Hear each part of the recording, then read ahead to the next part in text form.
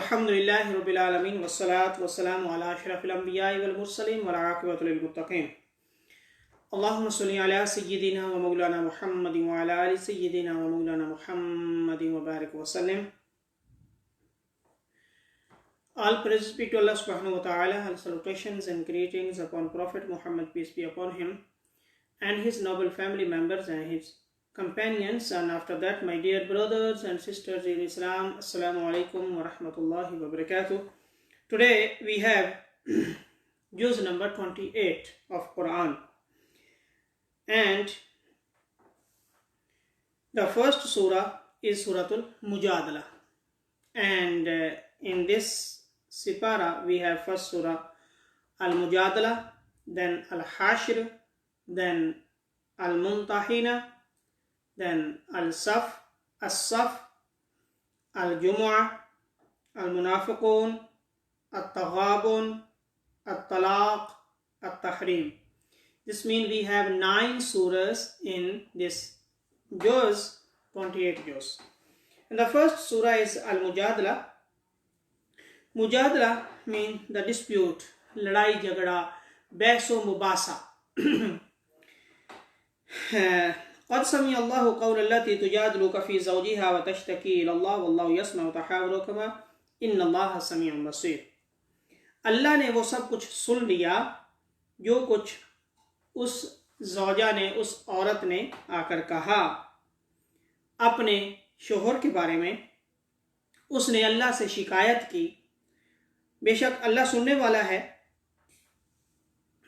سب کچھ اللہ نے سن لیا ہے. بیسیکلی ایک صحابیہ نبی کریم صلی اللہ علیہ وسلم کی بارگاہ میں حاضر ہوئیں اور اس نے آ کر یہ شکایت کی کہ اس کے شوہر نے، اس کے ہسبینڈ نے اس کو اس وقت کا جو طریقہ تھا، تو ڈیورس کے لفظ کہہ دیے ہیں، وہ لفظ کیا تھے، ڈیورس کیسے دی جاتی تھی. تو اس نے یہ کہا تھا کہ اپنی بیوی سے کہا تھا کہ تیری پیٹھ میری ماں کی پیٹھ جیسی. تو اب اس سے یعنی وہ اس دور میں یہ سمجھا جاتا تھا کہ یہ ڈیورس ہو گئی، طلاق ہو گئی. اب وہ صحابیہ نبی کریم صلی اللہ علیہ وسلم کی بارگاہ میں حاضر ہوئیں اور آ کر عرض کرتی ہیں، یا رسول اللہ علیہ وسلم یہ واقعہ ہوا ہے، چھوٹے چھوٹے بچے ہیں، اب میں کدھر جاؤں اور کیا کرنا چاہیے، اس کا کیا حل ہے.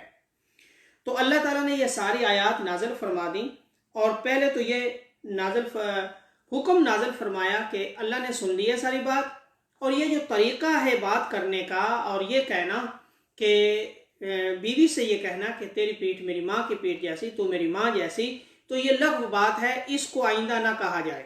یہ منع فرما دیا کہ مائیں وہ ہوتی ہیں جس کے بطن سے تم پیدا ہوئے ہو، اس کے علاوہ کوئی ماں نہیں اور بن سکتی، ماں وہی ہوتی ہے.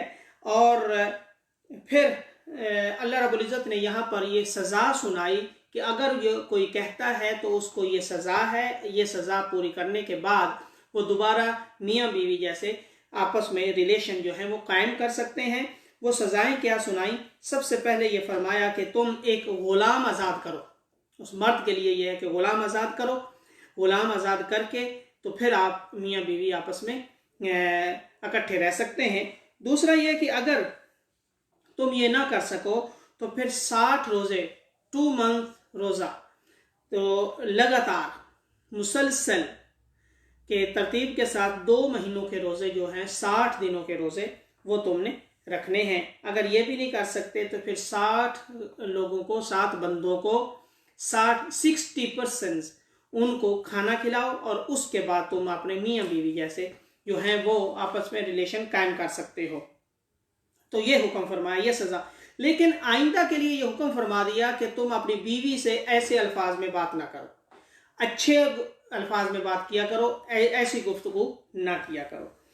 اور اس کے علاوہ جو اس صورت کے اندر تو مجادلہ، بحث و مباحث، یعنی وہ عورت جو صحابیہ نبی کریم صلی اللہ علیہ وسلم کی بارگاہ میں حاضر ہوئیں اور اس نے جو بحث و مباحثہ کی، تو اسی کا نام المجادلہ اللہ تعالیٰ نے یہ نام رکھوایا.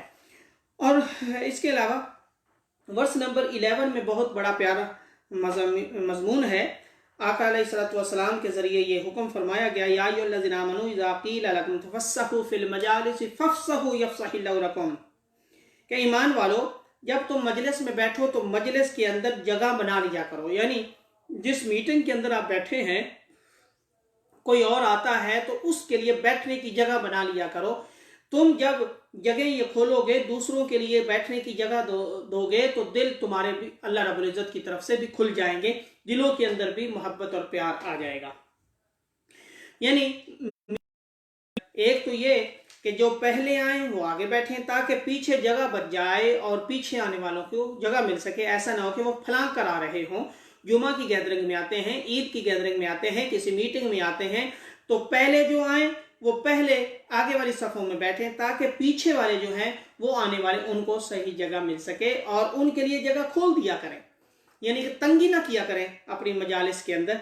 तो अल्लाह रब्बुल इज़्ज़त ने ये वर्स नंबर 11 ऑफ सूरतुल मुजादला में ये इरशाद फरमाया और आखिर में दो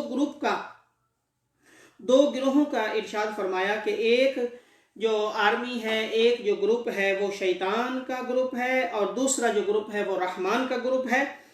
वर्स नंबर 19, उलाइका इज़ तहवज़ अलैहिमुश शैतान फअनसहुम ज़िक्रुल्लाह उलाइका हिज़्बुश शैतान, वो जो अल्लाह के जिक्र को भूल जाते हैं, उलाइका हिज़्बुश शैतान, वो हकीकत में द आर्मी ऑफ सैटन है। अला इन्ना हिज़्बश शैतानि हुमुल खासिरून, और army of Satan always they are in loose, वो हमेशा लूजर्स होते हैं, वो हमेशा नुकसान वाले होते हैं, नुकसान उनका होता है। और दूसरा जो ग्रुप है जो ईमान वाला है, उलाइका हिज़्बुल्लाह, पहले फरमाया रज़ियल्लाहु अन्हु व रज़ू अन्हु, पहले उनके हालात फरमाए, मामूलात फरमाए, फिर फरमाया कि अल्लाह उनसे राज़ी हो गया है और वो अल्लाह से राज़ी हो गए हैं। ये हकीकत में हिज़्बुल्लाह हैं, ये द आर्मी ऑफ अल्लाह सुब्हानहू व तआला है, और ये जो अल्लाह का ग्रुप है ये हमेशा कामयाब होने वाला है। तो हमें अल्लाह का ग्रुप उसमें शामिल होना है।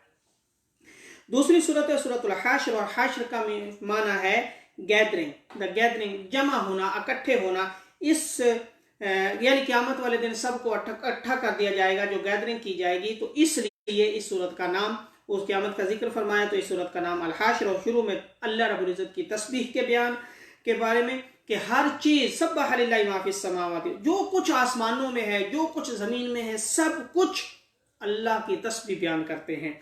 और इसमें वर्स नंबर 7 के अंदर, 7 नंबर आयत के अंदर बहुत प्यारा मज़मून आका अलैहिस्सलातु वस्सलाम की बारगाह में अर्ज़ किया गया, एक शॉर्ट डेफिनेशन ऑफ ईमान बता दें।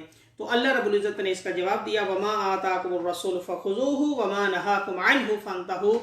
भाई ईमान क्या है? ईमान इस चीज़ का नाम है जो कुछ रसूल तुम्हें दे वो ले लिया करो, जिससे तुम्हें मना करे वो रुक जाया करो। यही ईमान है, यही इस्लाम है, यही सब कुछ है।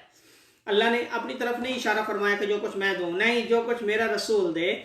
यानी अल्लाह भी ये पसंद फरमाता है कि जो ईमान और हिदायत और तबलीग और तालीमात ऑफ दीन, टीचिंग्स ऑफ दीन, ये पहुँचे तो नबी करीम सल्लल्लाहु अलैहि वसल्लम के ज़रिए से पहुँचे, डायरेक्ट अल्लाह की तरफ से ना पहुँचे। तो अल्लाह भी ये पसंद फरमाता है जो कुछ रसूल तुम्हें दे वो ले लिया करो, जिससे तुम्हें मना कर दे वो रुक जाया करो।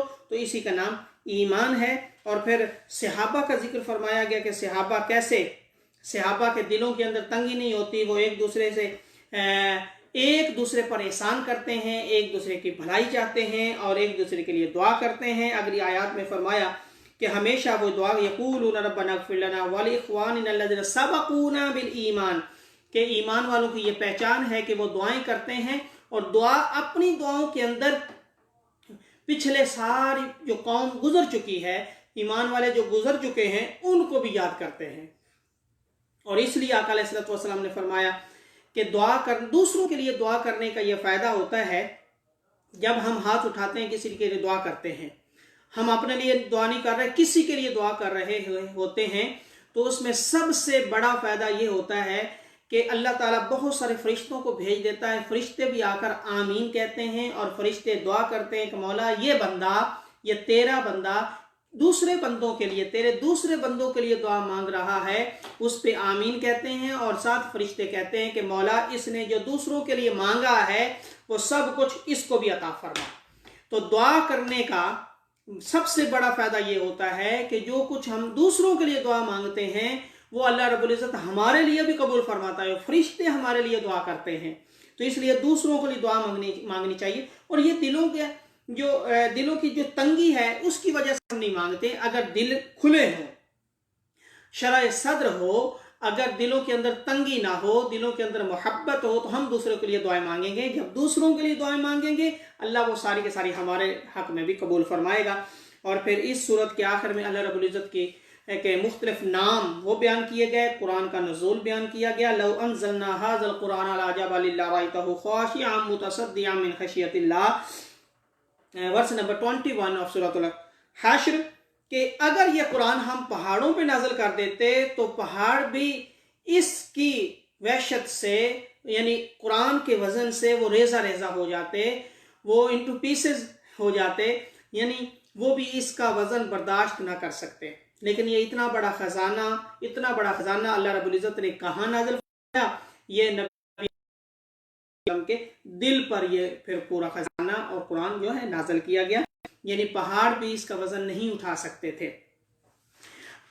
تیسری صورت ہے سورۃ الممتحنہ، اور اس کا معنی جو ہے دا ون ٹیسٹڈ، یعنی امتحان لینے والی، ممتحنہ ٹیسٹ کرنے والی.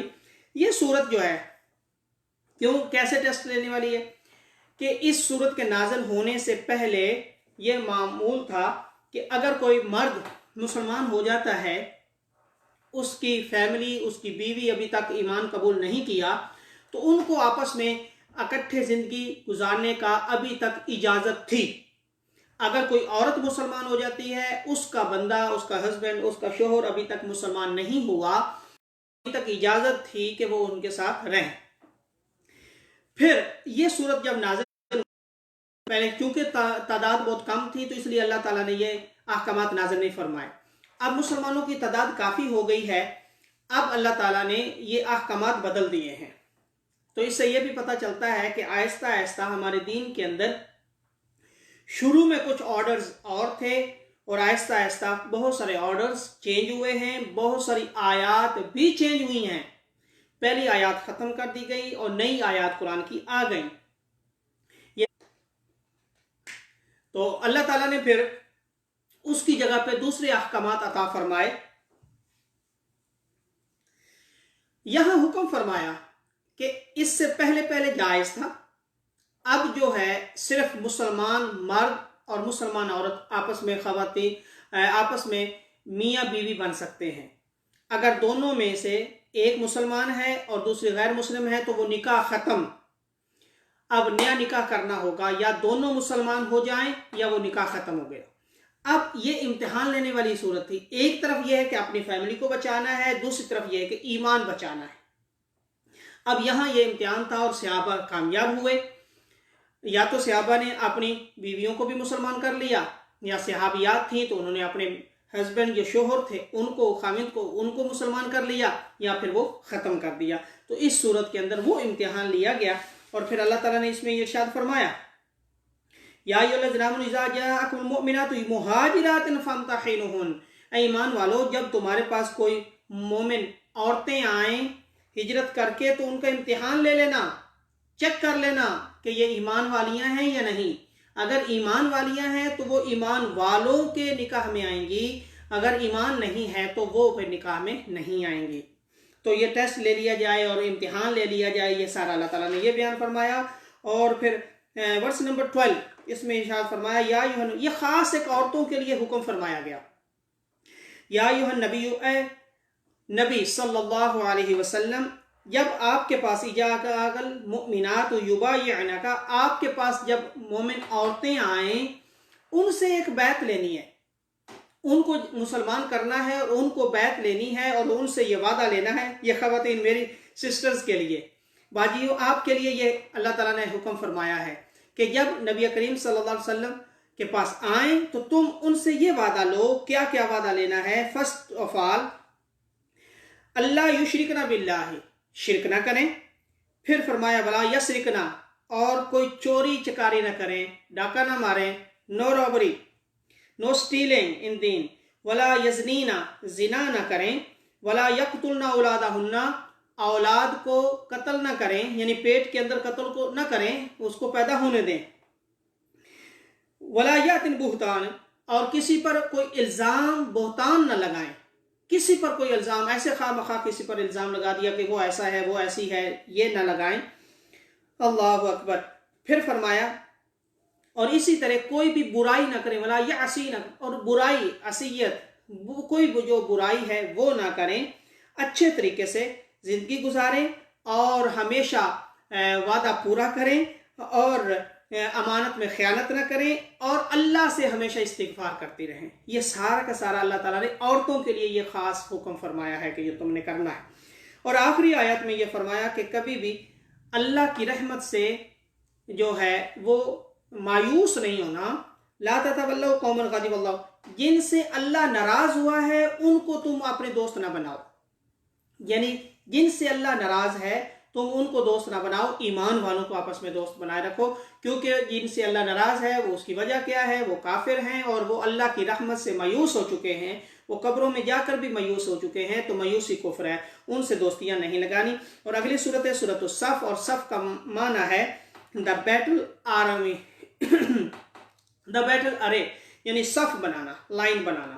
تو شروع میں اللہ رب العزت کی تسبیح اور پھر آگے ورس نمبر 2 میں جو فرمایا یا ایھا الذین آمنوا لم تقولون ما لا تفعلون، او believers why do you say what you don't do، وہ تم کیوں کہتے ہو جو تم کرتے نہیں ہو، وہی کہا کرو جو تم کرتے بھی ہو۔ ایسا نہیں ہے کہ دل میں کچھ اور ہو زبان پہ کچھ اور ہو، یعنی دوسروں کو جناب حکم دینا اور خود کام نہ کرنا، ہمیشہ وہی دوسروں کو بتایا کرو جو خود بھی کرتے ہو۔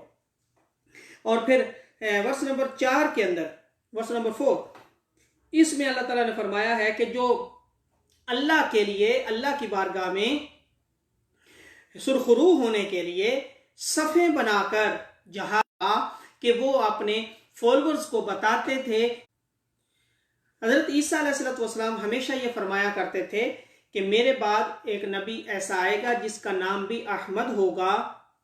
تو آقا علیہ السلام کا کیونکہ آسمانوں پہ نام احمد تھا تو اس لیے وہ حضرت عیسیٰ علیہ السلام ہمیشہ اپنے فالورز کو بتایا کرتے تھے، اس کا ذکر بھی اللہ تعالیٰ نے یہاں پر ارشاد فرمایا۔ اور پھر نیکسٹ صورت ہے سورۃ الجمعہ، یہ جس کا معنی ہے فرائیڈے، جمعہ۔ تو شروع میں تسبیح ہے اللہ رب العزت کی، اور پھر اس صورت میں جمعہ کا حکم فرمایا گیا کہ جمعہ ادا کرنا ہے۔ ورس نمبر 9 میں یا ایھا الذین آمنوا اذا نودی للصلاۃ من یوم الجمعۃ فاسعوا الی ذکر اللہ وذروا البیع، کہ ایمان والو جب جمعہ کے لیے تمہیں بلایا جائے تو سب کام چھوڑ کر جمعہ کے لیے چلے جایا کرو۔ آپ جمعہ ادا کرنا یہ واجب کر دیا گیا، اور اس وقت میں کوئی کاروبار بزنس یہ اللہ نے منع کیا ہے، اور جمعہ کے وقت میں ہمیشہ جمعہ کے لیے جاؤ اور جمعہ ادا کرو۔ اور پھر فرمایا کہ جب جمعہ ادا کر لو پھر اپنے رزق کمانے کے لیے نکل جایا کرو، اپنی جاب پہ چلا جایا کرو۔ یہ پہلے نماز جو ہے، جمعہ کی نماز جو ہے وہ ادا کرنا ضروری ہے، فرض ہے۔ اور اینڈ پہ یہ فرمایا واللہ خیر الرازقین، تمہارا جو رزق دینے والا ہے وہ اللہ ہے، وہی سب سے بڑا رزق دینے والا ہے۔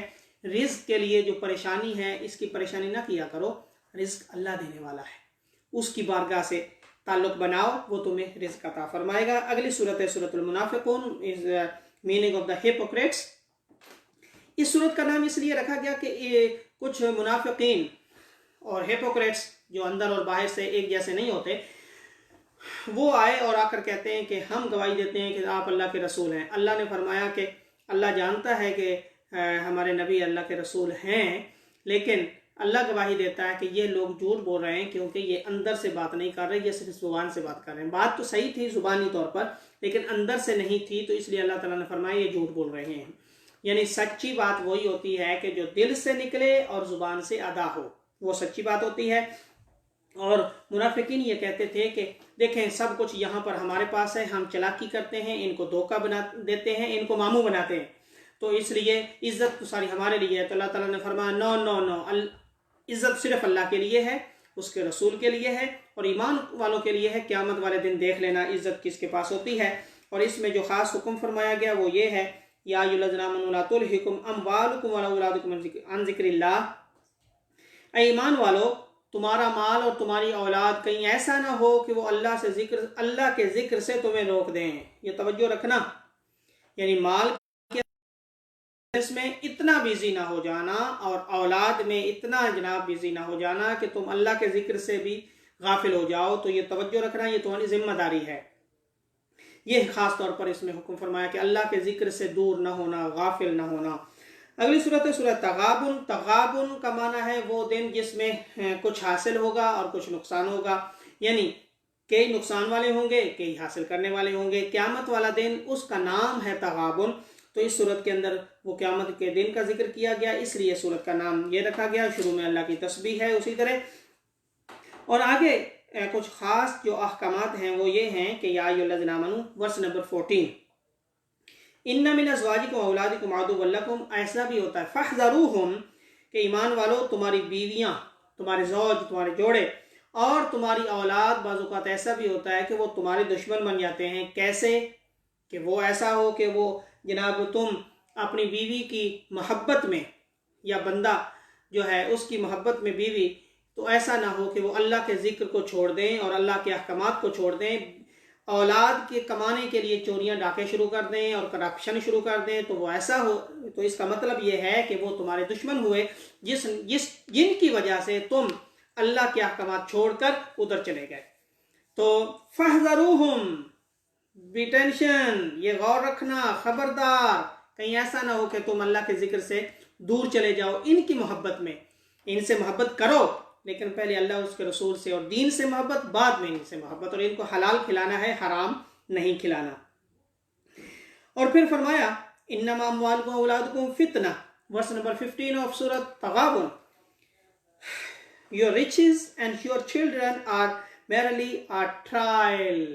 تمہاری اولاد اور تمہارے مال جو ہیں وہ تمہارے لیے ایک ٹرائل ہے، ٹیسٹ ہے کہ تم ان کے ساتھ کیا کرتے ہو اور اللہ کے ساتھ کیا معاملات کرتے ہو. یہ تمہارے لیے ایک آزمائش ہیں.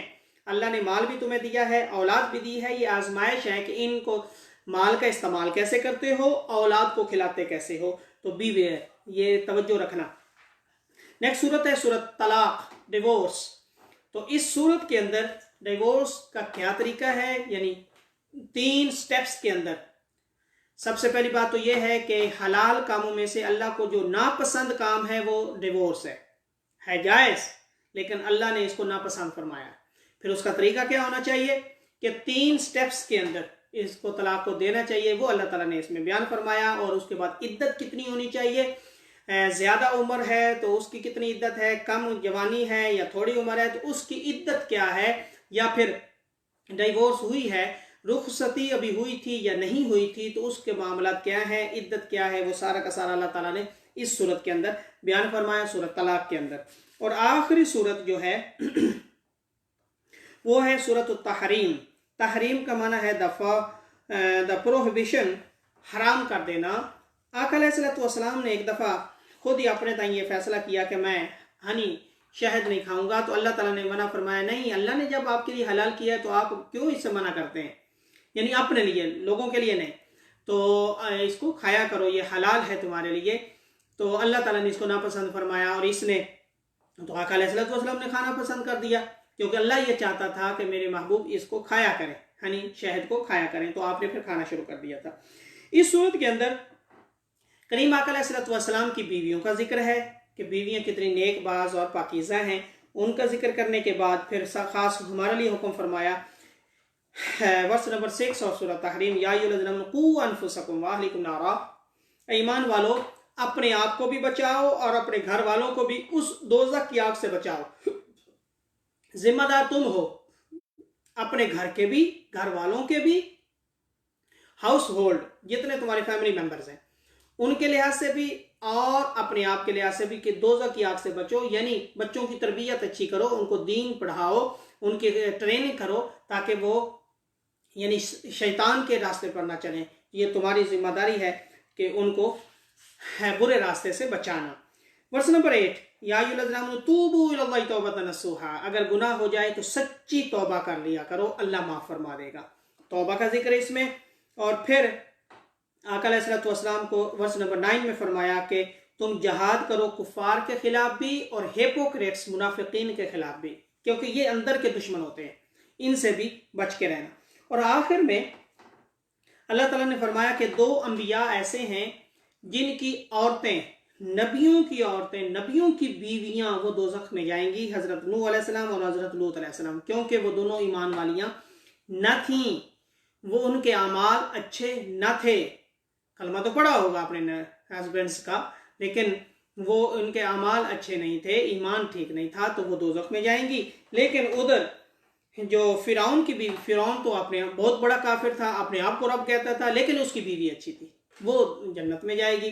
تو اس لیے ایمان اپنا اپنا اور اعمال اپنے اپنے۔ اللہ رب العزت ہمیں ایمان حاصل کرنے کی توفیق عنایت فرمائے اور اس کے بعد اچھے اعمال کرنے کی توفیق عنایت فرمائے۔ وما علیہ الا البلاغ۔